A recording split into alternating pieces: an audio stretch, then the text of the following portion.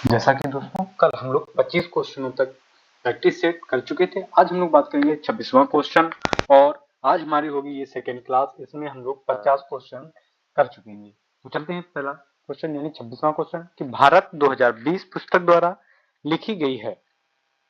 ए doctor APJ Abdul Kalam, B Pranab Mukherjee, C Prasoon Joshi या D Ramnath Kovind.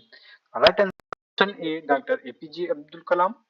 बात करें कि इंडिया 2020 पुस्तक, ये वर्ष 2020 तक भारत दुनिया की प्रथम 5 आर्थिक शक्तियों कैसे शामिल हो सकता है, इस संबंध में एक विजन प्रस्तुत करने के लिए एक पुस्तक में डॉक्टर एपीजे अब्दुल कलाम और उनके करीबी सहयोगी वाई एस राजन ने भारत की ताकत और कमजोरियों की समीक्षा की है। एडिशनल इंफॉर्मेशन कि कुछ प्रसिद्ध पुस्तकें और उसके लेखक, तो डॉक्टर एपीजे अब्दुल कलाम, ये Bharat 2020, wings of fire, ignited minds, turning points, target 3 billion, ये एपीजे अब्दुल कलाम की पुस्तकें हैं। प्रणब मुखर्जी की thoughts and reflection, the coalition years, the turbulent years 1980 और 1996, ये बियॉन्ड सर्वाइवल हैं। प्रसून जोशी की सनशाइन लेन, थिंकिंग अलाउड, धूप की सिक्के, ये प्रसून जोशी की हैं। नेक्स्ट बात करते हैं रामनाथ कोविंद की द रिपब्लिक एथिक, जुलाई 2017 में, जुलाई 2018 में यह प्रकाशित की गई। नेक्स्ट बात करते हैं कि बिना बुझे चूने का रासायनिक सूत्र है। ए CaO, बी CO2 या सी CaCO3 या सी कोष्टक में OH का होल 2। राइट आंसर होगा ऑप्शन ए CaO। बात करते हैं इसके विषय में कि की पॉइंट्स क्या क्या रहेंगे कि कैल्शियम ऑक्साइड का रासायनिक सूत्र CaO होता है। इसे क्विक लाइम, जला हुआ चूना या बिना बुझा चूना भी कहा जाता है।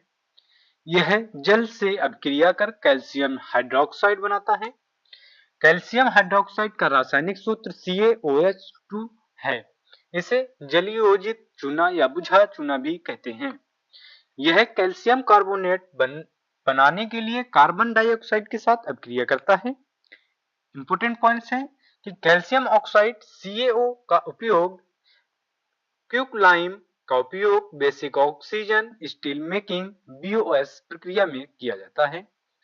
क्विक लाइम की छोटी मात्रा का उपयोग अन्य प्रक्रियाओं जैसे कांच, कैल्शियम एल्यूमिनेट, सीमेंट और कार्बनिक रसायनों के उत्पादन में किया जाता है। नेक्स्ट बात करते हैं कि सियाचिन हिमनद कहाँ स्थित है। ए ऑक्साइड चीन के पूर्व में, बी ले के पूर्व में, सी गिलगिट के उत्तर में या डी नुब्रा घाटी के उत्तर में। तुम्हारा राइट ऑप्शन डी नुब्रा घाटी के उत्तर में। बात करते हैं कि नुब्रा घाटी रणनीतिक रूप से महत्वपूर्ण सियाचिन ग्लेशियर और काराकोरम दर्रे में के प्रवेश द्वार के रूप में कार्य करती है। उत्तर पश्चिम की ओर काराकोरम दर्रा घाटी को चीन के दिजियांग से जोड़ता है। नुब्रा नदी भारत में लद्दाख की नुब्रा घाटी में एक नदी है। यह श्योक नदी सिंधु नदी प्रणाली का एक हिस्सा है कि एक सहायक नदी है और सियाचिन ग्लेशियर से निकलती है। सियाचिन ग्लेशियर की बात करें तो यह काराकोरम में सबसे लंबा ग्लेशियर है और दुनिया में गैर ध्रुवीय क्षेत्रों में दूसरा सबसे लंबा है। यह क्षेत्र कभी प्राचीन हिमालय व्यापार पथ सिल्क रूट का हिस्सा था जो चीन को मध्य पूर्व से जोड़ता था। काराकोरम के बड़े पैमाने पर हिमाच्छादित हिस्से में भारतीय उपमहाद्वीप, जिसे कभी कभी तीसरा ध्रुव कहा जाता था। नेक्स्ट क्वेश्चन, भारतीय राष्ट्रीय कांग्रेस के किस अधिवेशन में वंदे मातरम पहली बार गाया गया था। ए 1896, बी 1899, सी 1898 या डी 1897। Option A 1896। बात करते हैं इसके विषय में कि की पॉइंट्स क्या क्या हैं कि वंदे मातरम गीत पहली बार 1896 कलकत्ता में भारतीय राष्ट्रीय कांग्रेस के अधिवेशन में गाया गया था। कलकत्ता अधिवेशन के अध्यक्ष रहमतुल्ला एम साइनी थे। वंदे मातरम गीत, इस गीत को रविन्द्रनाथ टैगोर ने गाया था। इस गीत को बंकिम चंद्र चटर्जी ने 1874 में लिखा था। यह गीत 1882 में बंगाली उपन्यास आनंद मठ में प्रकाशित हुआ था। इंपॉर्टेंट पॉइंट्स क्या क्या कि भारतीय राष्ट्रीय कांग्रेस आईएनएस की भारतीय राष्ट्रीय कांग्रेस की स्थापना 28 दिसंबर 1885 को हुई थी। आईएनएस की जनक एल अटोनमी हुम या एओ हुम प्रथम अध्यक्ष थे। ठीक, नेक्स्ट क्वेश्चन, मलेरिया और कालाजार निम्न में से किसके कारण होता है? ए जीवाणुओं द्वारा, बी कवक द्वारा, सी प्रोटोजोआ द्वारा, डी विषाणु द्वारा। ऑप्शन सी प्रोटोजोआ द्वारा। बात करते हैं कि मलेरिया और कालाजार प्रोटोजोआ के कारण होता है। प्रोटोजोआ एक कोशिकीय सुकेंद्रीय जीवों का एक समूह है। इंपॉर्टेंट पॉइंट्स, मलेरिया का कारण प्लाज्मोडियम प्रोटोजोआ है। मलेरिया रोग संक्रमित मादा एनोफिलिस मच्छर के काटने से होता है। यह लाल रक्त कोशिकाओं को कम करता है और इसलिए रक्त की कमी होती है। क्लोरोक्विन, स्टूमिन, फेल्यूडरीन आदि दवाओं का उपयोग करके मलेरिया का उपचार किया जाता है। कालाजार का कारण प्रोटोजोआ लीशमैनिया दोनों वानी है। कालाजार रोग एक संक्रमित सैंड फ्लाई के काटने से होता है। नेक्स्ट क्वेश्चन कि भारत में संयुक्त राष्ट्र संघ के कितने संगठन हैं? ए 28, बी 22, सी 12 या डी 26। राइट आंसर होगा ऑप्शन डी 26। बात करते हैं इसके में की पॉइंट्स क्या क्या है। संयुक्त राष्ट्र एक अंतर सरकारी संगठन है जिसका मिशन दुनिया को सुरक्षित रखना है। द्वितीय विश्व युद्ध के बाद 24 अक्टूबर 1945 को संयुक्त राष्ट्र संगठन का गठन किया गया था। संयुक्त राष्ट्र और भारत सरकार का घनिष्ठ सहयोग का एक लंबा इतिहास रहा है और भारत में संयुक्त राष्ट्र प्रणाली में अब 26 संगठन शामिल हैं जिन्हें देश में सेवा देने का सम्मान प्राप्त है। भारत अपनी स्थापना के समय से ही संयुक्त राष्ट्र का सदस्य रहा है। 26 जून 1945 को भारत और 50 अन्य देशों ने संयुक्त राष्ट्र चार्टर पर हस्ताक्षर किए थे। भारत संयुक्त राष्ट्र में सबसे बड़ा संचयी सैन्य योगदान करता है जिसने अब तक संयुक्त राष्ट्र के 71 शांति अभियानों में से 50 के लिए सैनिक उपलब्ध कराए हैं। 1950 में भारत को परिषद में अपने पहले 2 साल के कार्यकाल के लिए चुना गया था। जनवरी 2007 में भारत में लाइबेरिया में संयुक्त राष्ट्र शांति मिशन में सेवा करने के लिए पहली बार महिला पुलिस भी भेजी गई। नेक्स्ट एडिशनल इंफॉर्मेशन कि संयुक्त राष्ट्र संगठन का मुख्यालय न्यूयॉर्क शहर में है। संयुक्त राष्ट्र के चार्टर पर 26 जून 1945 को 50 देशों के प्रतिनिधियों द्वारा हस्ताक्षर किए गए थे। संयुक्त राष्ट्र में अब 193 देश शामिल हैं। संयुक्त राष्ट्र का मिशन और कार्य इसके संस्थापक चार्टर में उल्लेखित हैं। लक्ष्यों और आदर्शों द्वारा संचालित होते हैं। दक्षिण सूडान संयुक्त राष्ट्र संघ का सबसे नया सदस्य है। संयुक्त राष्ट्र संघ के वर्तमान महासचिव एंटोनियो गुटेरेस हैं। नेक्स्ट क्वेश्चन, निम्नलिखित में से कौन हिंदुस्तान रिपब्लिक एसोसिएशन के संस्थापकों में से एक थे? ए यतीन्द्रनाथ मुखर्जी, बी रामप्रसाद बिस्मिल, सी Surya Sen, D Lala Lajpat Rai. Option B Ramprasad Bismil थे। बात करते हैं इंपॉर्टेंट पॉइंट्स कि हिंदुस्तान रिपब्लिक एसोसिएशन रामप्रसाद बिस्मिल द्वारा गठित एक क्रांतिकारी संगठन था। हिंदुस्तान रिपब्लिक एसोसिएशन का गठन भारत में ब्रिटिश औपनिवेशिक शासन के खिलाफ लड़ने के लिए किया गया था और यदि आवश्यक हो तो सशस्त्र विद्रोह के माध्यम से देश के लिए स्वतंत्रता प्राप्त करता है। यह अंग्रेजों के खिलाफ राष्ट्रीय स्तर पर पहला क्रांतिकारी आंदोलन था। 1923 में इलाहाबाद में हिंदुस्तान रिपब्लिक एसोसिएशन के लिए संविधान का मसौदा तैयार किया गया था। सचिंद्रनाथ सान्याल और जोगेश चंद्र चटर्जी पार्टी के अन्य प्रमुख सदस्य थे। काकोरी ट्रेन एक्शन दिवस हिंदुस्तान रिपब्लिक एसोसिएशन से जुड़ा है। बाद में हिंदुस्तान रिपब्लिक एसोसिएशन का नाम बदलकर हिंदुस्तान सोशलिस्ट रिपब्लिक एसोसिएशन कर दिया गया। नेक्स्ट एडिशनल इंफॉर्मेशन कि रामप्रसाद बिस्मिल एक भारतीय क्रांतिकारी थे जिन्होंने मैनपुरी षड्यंत्र और काकोरी षड्यंत्र में भाग लिया था। 19 दिसंबर 1927 को अंग्रेजों ने उन्हें फांसी दे दी थी। जतिनलाल मुखर्जी युगांतर पार्टी बंगाल में क्रांतिकारी स्वतंत्रता कार्यकर्ताओं का केंद्रीय संघ के प्रमुख नेता थे। सूर्यसेन एक बंगाली क्रांतिकारी थे जिन्हें 1930 में चटगांव सत्याग्रह छापे का नेतृत्व करने के लिए जाना जाता है। लाला लाजपत राय एक भारतीय स्वतंत्रता कार्यकर्ता थे जो सभी ब्रिटिश साइमन कमीशन के खिलाफ शांतिपूर्ण विरोध मार्च के लिए जाने जाते थे। उन्हें पंजाब केसरी के नाम से भी जाना जाता है। नेक्स्ट बात करते हैं कि भारत में शासन के स्वरूप का वर्णन करने के लिए संविधान की प्रस्तावना में निम्नलिखित में से किस वाक्यांश का प्रयोग नहीं किया गया है? ए संघीय, बी गणतंत्र, सी समाजवादी, डी पंथनिरपेक्ष। राइट आंसर होगा ऑप्शन ए संघीय। बात करते हैं की पॉइंट्स कि समाजवादी शब्द का अर्थ समाजवादी की उपलब्धि लोकतांत्रिक साधनों के माध्यम से समाप्त होती है। यह एक मिश्रित अर्थव्यवस्था में विश्वास रखता है जहां निजी और सार्वजनिक क्षेत्र दोनों क्षेत्र साथ साथ सह अस्तित्व में हैं। इसे 42वें संशोधन 1976 द्वारा प्रस्तावना में जोड़ा गया था। पंथनिरपेक्ष शब्द का अर्थ है कि भारत में सभी धर्मों को राष्ट्र से समान सम्मान, सुरक्षा और समर्थन मिलता है। इसे 42वें संशोधन 1976 द्वारा प्रस्तावना में शामिल किया था। गणतंत्र यह शब्द इंगित करता है कि राज्य का मुखिया लोगों द्वारा चुना जाता है, इसलिए संघीय शब्द का प्रयोग प्रस्तावना में नहीं किया गया है। नेक्स्ट इंपॉर्टेंट पॉइंट्स कि संप्रभु शब्द का अर्थ कि भारत का अपना स्वतंत्र अधिकार है और यह किसी अन्य बाहरी शक्ति का प्रभुत्व नहीं है। देश में विधायिका के पास ऐसे कानून बनाने की शक्ति है जो कुछ सीमाओं के अधीन है। लोकतांत्रिक इस शब्द का अर्थ है कि भारत के संविधान में संविधान का एक स्थापित रूप है जो चुनाव में व्यक्त लोगों की इच्छा से अपना अधिकार प्राप्त करता है। नेक्स्ट क्वेश्चन, युद्धकाल में सर्वोच्च वीरता पुरस्कार कौन सा है? ए अशोक चक्र, बी परमवीर चक्र, सी महावीर चक्र, डी वीर चक्र। आंसर होगा ऑप्शन बी परमवीर चक्र। बात करते हैं की पॉइंट्स कि परमवीर चक्र भारत की सभी सैन्य शाखाओं के अधिकारियों और अन्य सूचीबद्ध कर्मियों के लिए सर्वोच्च वीरता पुरस्कार है जो दुश्मन की उपस्थिति में सर्वोच्च स्तर की वीरता के लिए दिया जाता है। 26 जनवरी 1950 को पेश किया गया यह पुरस्कार मरणोपरांत दिया जा सकता है। समुच्चय परमवीर चक्र का अर्थ परम बहादुर का पहिया है।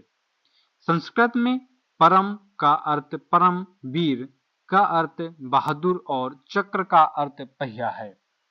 इंपॉर्टेंट पॉइंट्स, महावीर चक्र की बात करें तो महावीर चक्र भारत में दूसरा सबसे बड़ा सैन्य अलंकरण है और दुश्मन की उपस्थिति में चाहे वह जमीन पर, समुद्र में या वायु में विशिष्ट वीरता के कार्यों के लिए सम्मानित किया जाता है। यह मरणोपरांत सम्मानित किया जा सकता है। एक ही संघर्ष में सबसे अधिक महावीर चक्र 1971 में भारत पाकिस्तान युद्ध में दिया गया था जब 11 भारतीय वायुसेना को दिए गए थे।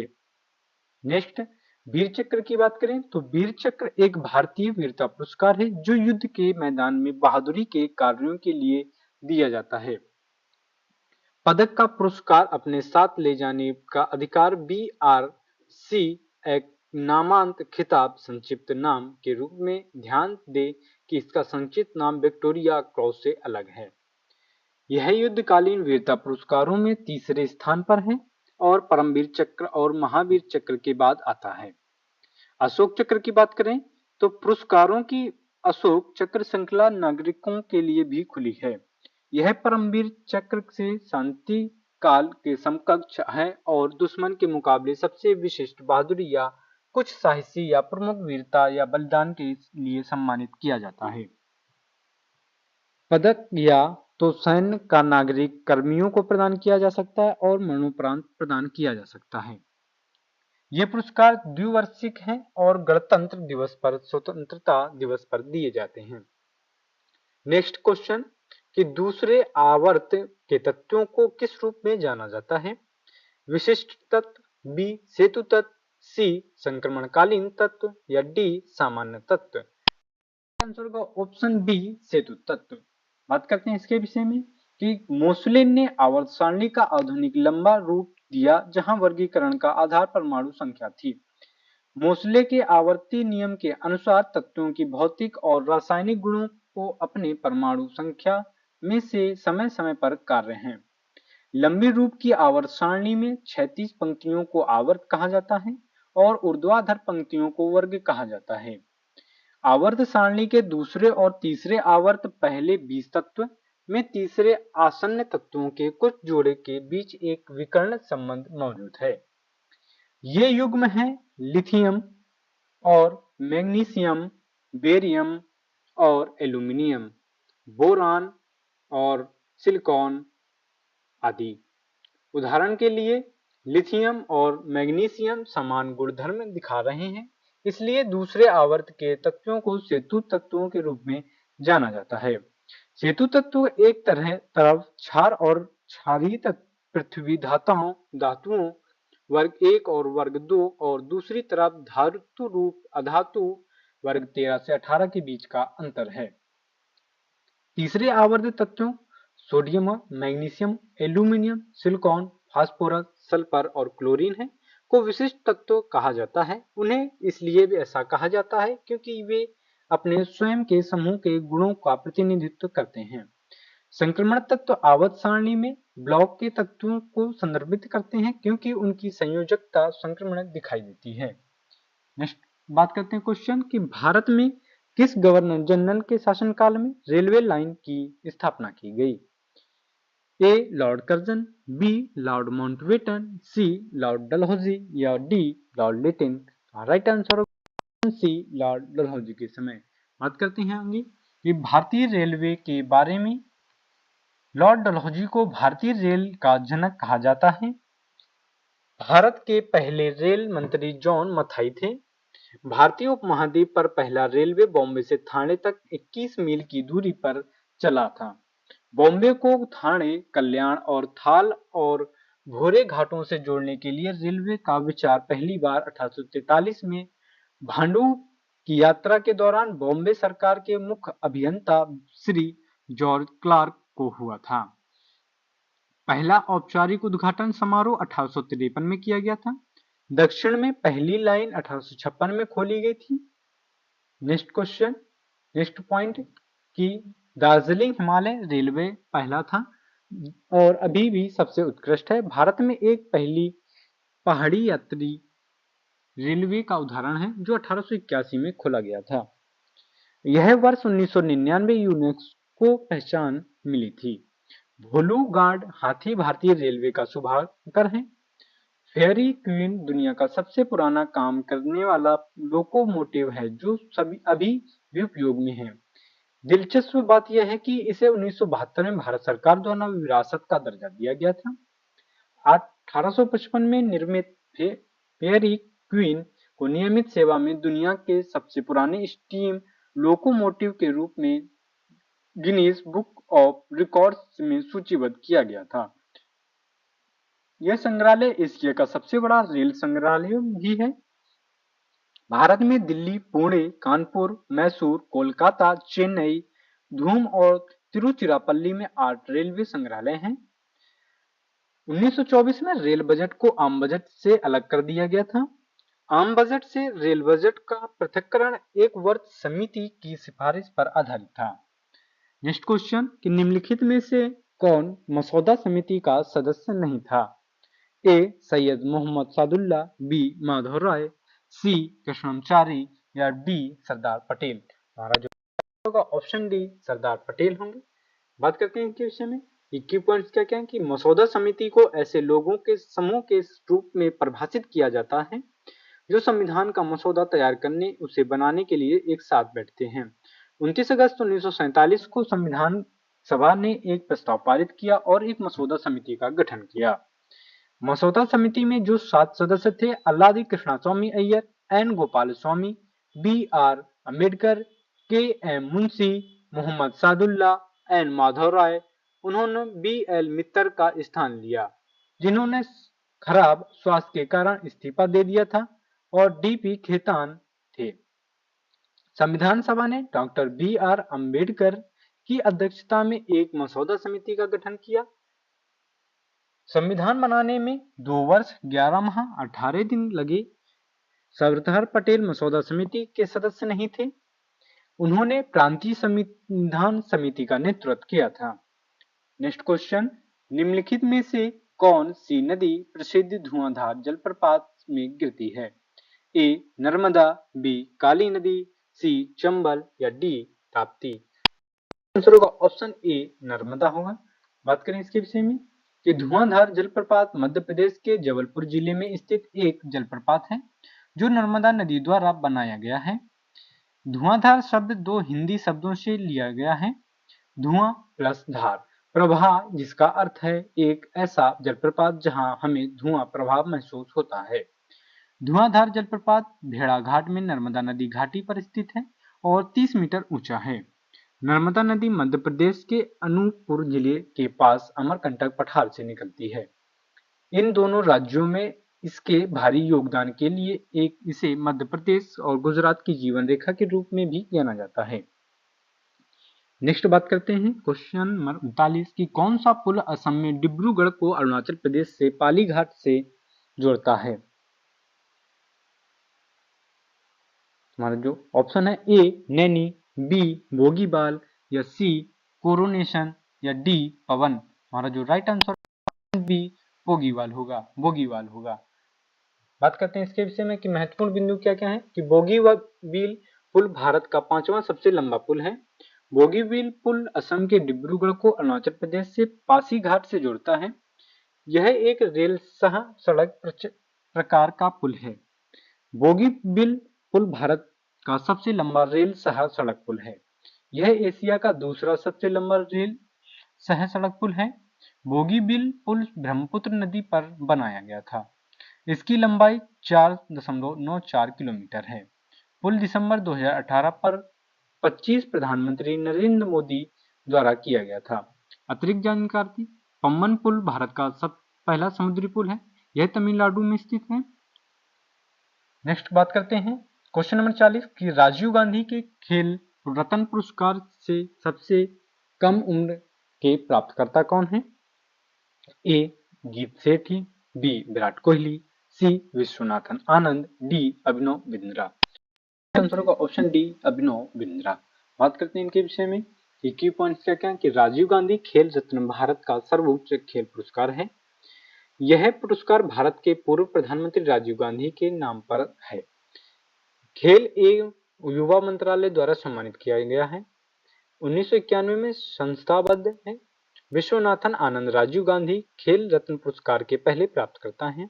स्पोर्ट शूटर अभिनव बिंद्रा राजीव गांधी खेल रत्न पुरस्कार से सबसे कम उम्र के प्राप्तकर्ता हैं। अंतिम बार 2019 में सम्मानित किया गया था। ये राजीव गांधी खेल रत्न पुरस्कार विजेता 2019 दीपा मलिक और बजरंग पुनिया हैं। नेक्स्ट एडिशनल इंफॉर्मेशन कि अभिनव बिंद्रा एक पूर्व भारतीय खेल निशानेबाज हैं। भारत के व्यक्तिगत ओलंपिक स्वर्ण पदक विजेता भी हैं। उन्होंने 2008 के ग्रीष्मकालीन ओलंपिक में भारत का पहला व्यक्तिगत ओलंपिक स्वर्ण पदक जीता है। कोहली एक भारतीय क्रिकेटर हैं। उन्हें 2018 में राजीव गांधी खेल रत्न पुरस्कार से सम्मानित किया गया है। नेक्स्ट गीत सेठी अंग्रेजी बिलियर्ड्स के एक पेशेवर खिलाड़ी हैं। उन्हें 1992 में राजीव गांधी खेल रत्न पुरस्कार से सम्मानित किया गया है। नेक्स्ट बात करते हैं क्वेश्चन नंबर 41 कि महात्मा गांधी नई श्रृंखला के 20 रुपए के नोट के पीछे कौन सी तस्वीर है? ए लाल किला, बी एलोरा की गुफाएं, सी सांची का स्तूप या डी रानी की बाग। वहां जो ऑप्शन बी एलोरा की गुफाएं हैं। बात करते हैं इसके विषय में कि अप्रैल 2019 में आरबीआई ने महात्मा गांधी नई श्रृंखला में 20 रुपए के मुद्रा नोट जारी किए हैं। 20 रुपए के नए नोट पर रिजर्व बैंक के गवर्नर के हस्ताक्षर हैं। नए नोट का आधार रंग हरा और पीला है। नए 20 रुपए के मूल वर्ग में नोट के पिछले हिस्से पर एलोरा गुफाएं की आकृति है। बैंक नोट का आयाम 43 mm से 129 mm होगा। नेक्स्ट क्वेश्चन कि स्वर्ण क्रांति किससे संबंधित है? ए कीमती खनिज, बी दलहन, सी जूट या डी बागवानी और शहद से। और जो राइट ऑप्शन डी बागवानी और शहद से ये संबंधित हैं। बात करते हैं इसके विषय में नेक्स्ट क्वेश्चन कि त्वेषा मलिक एक भारतीय खिलाड़ी हैं। ये किससे संबंधित हैं? तो ए भाला फेंक, बी गोल्फ, सी भारोत्तोलन या डी जिम्नास्टिक से। हमारा जो राइट आंसर ऑप्शन बी होगा, गोल्फ से संबंधित है। इनके विषय में बात करते हैं कि पॉइंट कि त्वेषा मलिक एक भारतीय गोल्फ खिलाड़ी हैं। वह हरियाणा के गुरुग्राम की रहने वाली हैं। उन्होंने हीरो महिला गोल्फ टूर का चौथा चरण जीत लिया है। गुरसिमर बड़वाल एक भारतीय गोल्फ खिलाड़ी हैं। नेक्स्ट बात करते हैं क्वेश्चन नंबर 44 कि भारतीय सेना ने गोवा पुर्तगालियों से कब मुक्त कराया और इसे केंद्र शासित प्रदेश घोषित किया? ए 1967, बी 1961, सी 1952 या डी 1969 को। राइट आंसर होगा ऑप्शन बी 1961 को। बात करते हैं इसके विषय में कि गोवा का विलय वह प्रक्रिया थी जिसमें भारत गणराज्य ने स्ट्राटो द इंडिया, गोवा, दमन और दीव के तत्कालीन पुर्तगाली भारतीय क्षेत्रों पर कब्जा कर लिया था, जिसकी शुरुआत दिसंबर 1961 में भारतीय सशस्त्र बलों द्वारा सशस्त्र कार्रवाई से हुई थी। भारत में इसे गोवा मुक्ति के रूप में जाना जाता है। पुर्तगाल में इसे गोवा के आक्रमण के रूप में जाना जाता है। दादर और नागर हवेली स्थानीय लोगों ने पहले ही स्वतंत्र घोषित कर दिया था। एडिशनल इंफॉर्मेशन, गोवा की बात करें तो गोवा राज्य का गठन 30 मई 1987 को हुआ था। राजधानी इसकी पणजी या पंजिम है। सबसे बड़ा शहर इसका वास्को डी गामा है।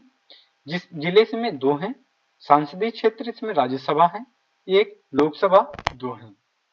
नेक्स्ट बात करते हैं क्वेश्चन नंबर 45 कि विश्व के सर्वाधिक आपराधिक क्षेत्रों में मोस्ट क्रिमिनल कंट्रीज की 2023 श्रेणी में भारत किस स्थान पर रहा है?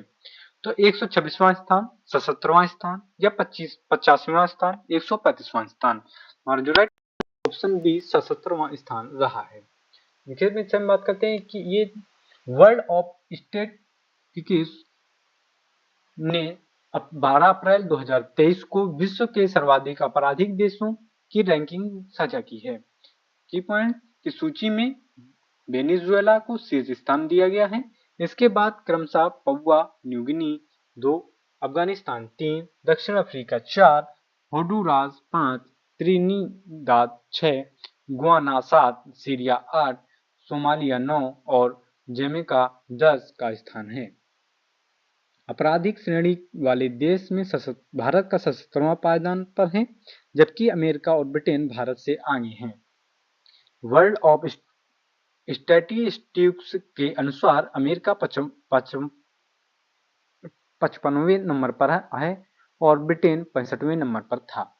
तुर्की, जर्मनी और जापान सर्वाधिक निम्न आपराधिक देशों में से थे, जिनकी रैंकिंग 92वें से 100वें और 135वें स्थान पर रही थी।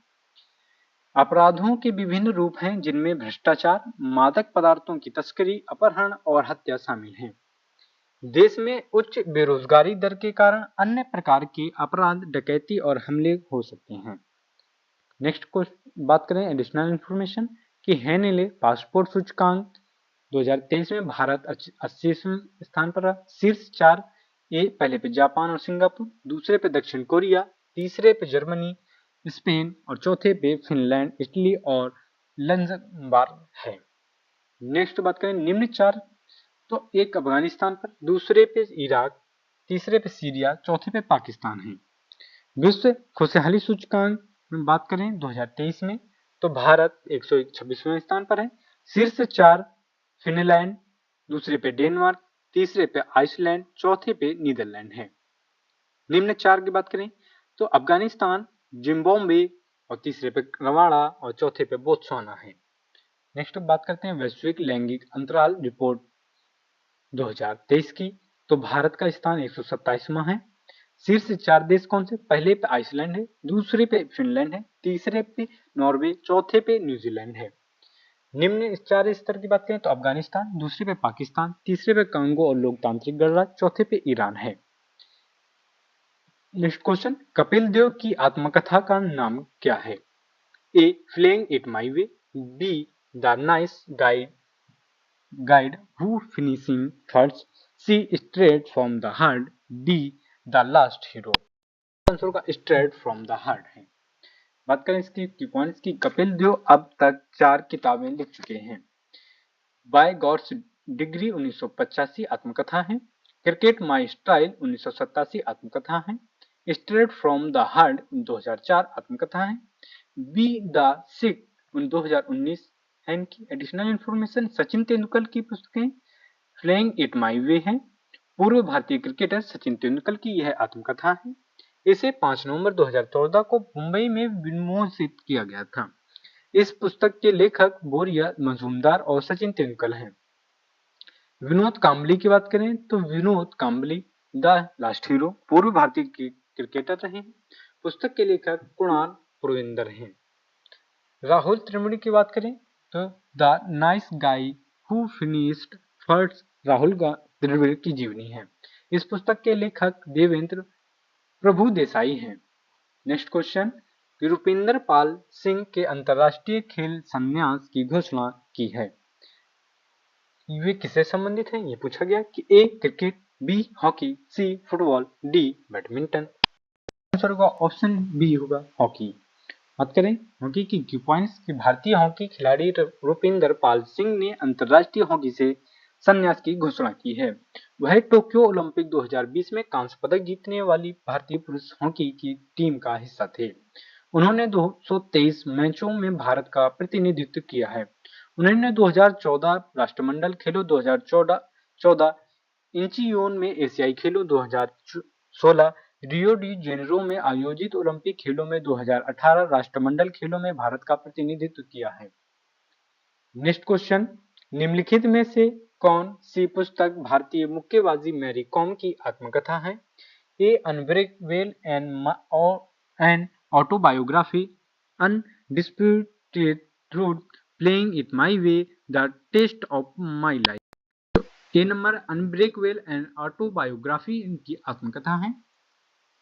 की पॉइंट्स कि unbreakable and autobiography Mary Kom की आत्मकथा है। उन्होंने बड़ी कड़ी मेहनत की और दुनिया को दिखाया कि केवल कड़ी मेहनत और अत्यधिक समर्पण के साथ ही एक किसान की बेटी भी दुनिया की अग्रणी महिला मुक्केबाजी बन सकती है।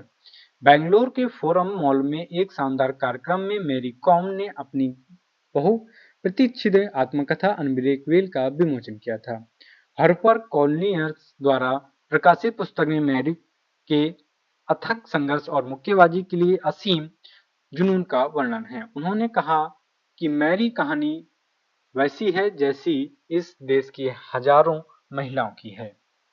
Next additional information, Mike Tyson को सर्वकालिक महानतम हैवीवेट मुक्केबाजी के रूप में जाना जाता है। इनकी आत्मकथा अनट्विस्टेड ट्रूथ है। My autobiography, playing it my way पूर्व भारतीय क्रिकेटर सचिन तेंदुलकर की पुस्तक है। नेक्स्ट क्वेश्चन, कि राष्ट्रीय मतदाता दिवस को मनाया जाता है 15 जनवरी, 25 जनवरी, 15 फरवरी या 25 फरवरी। आंसर होगा ऑप्शन बी 25 जनवरी को। बात करते हैं इसके की पॉइंट्स की भारत में राष्ट्रीय मतदाता दिवस 25 जनवरी को मनाया जाता है। 1950 में भारत के चुनाव आयोग के स्थापना दिवस को चिन्हित करने के लिए इसे देश भर में पहली बार 2011 में मनाया गया था। दिन का मुख्य उद्देश्य प्रोत्साहित करना, सुविधा प्रदान करना और सुनिश्चित करना है कि मतदान के लिए पात्र सभी भारतीय नामांकित हों। नए मतदाताओं पर विशेष ध्यान दिया जाता है। राष्ट्रीय मतदाता दिवस 2021 के लिए थीम, इस वर्ष के राष्ट्रीय मतदाता दिवस की थीम हमारे मतदाताओं को सशक्त, सतर्क, सुरक्षित और जागरूक बनाना है। चुनावों के दौरान भारत के मतदाताओं की सक्रिय भागीदारी को प्रोत्साहित करना और उन्हें जिम्मेदार नागरिक बनाने में मदद करना राष्ट्रीय मतदाता दिवस की गतिविधियों की कुंजी है। नेक्स्ट बात करते हैं क्वेश्चन नंबर 50 और लास्ट, कि निम्नलिखित में से कौन सा वैदिक साहित्य का भाग नहीं है? ए ब्राह्मण, बी आरण्यक, सी उपनिषद या D Bhagavad Gita. Right answer होगा ऑप्शन डी भागवत गीता। बात करें इंपॉर्टेंट पॉइंट्स की वैदिक साहित्य को निम्नलिखित श्रेणियों में वर्गीकृत किया जा सकता है। 4 वेद, इसमें ऋग्वेद, सामवेद, यजुर्वेद, अथर्ववेद और उनकी संहिताएं शामिल हैं। प्रत्येक वेद में मंत्र, पाठ और संहिता कहा जाता है। ब्राह्मण, ये प्रत्येक वेद के साथ एक ब्राह्मण होता है जो अनिवार्य रूप से विशिष्ट वेदों पर टिप्पणियों के साथ ग्रंथों का एक संग्रह है। वे आमतौर पर किंवदंतियों, तत्वों, दर्शन और वैदिक अनुष्ठानों की गहन व्याख्याओं का मिश्रण है। इनमें अनुष्ठानों और यज्ञ को करने के नियम व निर्देश भी शामिल हैं। नेक्स्ट बात करते हैं आरण्यक की कि इन्हें वन पुस्तकें कहा जाता है। आरण्यक द्वारा यज्ञ अनुष्ठानों की व्याख्या प्रतीकात्मक और दार्शनिक तरीके से की गई है। उपनिषद की बात करें तो 108 उपनिषद हैं। 108 उपनिषदों में से 13 को प्रमुख माना जाता है। उपनिषदों द्वारा आत्मन और ब्राह्मण की अवधारणाओं को प्रमुखता से समझाया गया है। एडिशनल इंफॉर्मेशन, भगवद गीता महाकाव्य महाभारत का भाग है। महाकाव्य कुरुक्षेत्र के युद्ध के दौरान पर पांडवों और कौरवों के बीच युद्ध का वर्णन करता है। गीता युद्ध शुरू होने से ठीक पहले कृष्ण द्वारा अर्जुन को दिया गया उपदेश। ये हो गए हमारे 50 क्वेश्चन। अब हम लोग बात करेंगे नेक्स्ट वीडियो में, नेक्स्ट सीरीज, वो भी हमारी 25-25 क्वेश्चनों के 2 वीडियो में एक वीडियो आपको 50 क्वेश्चनों की मिलेगी। मिलते हैं नेक्स्ट वीडियो में।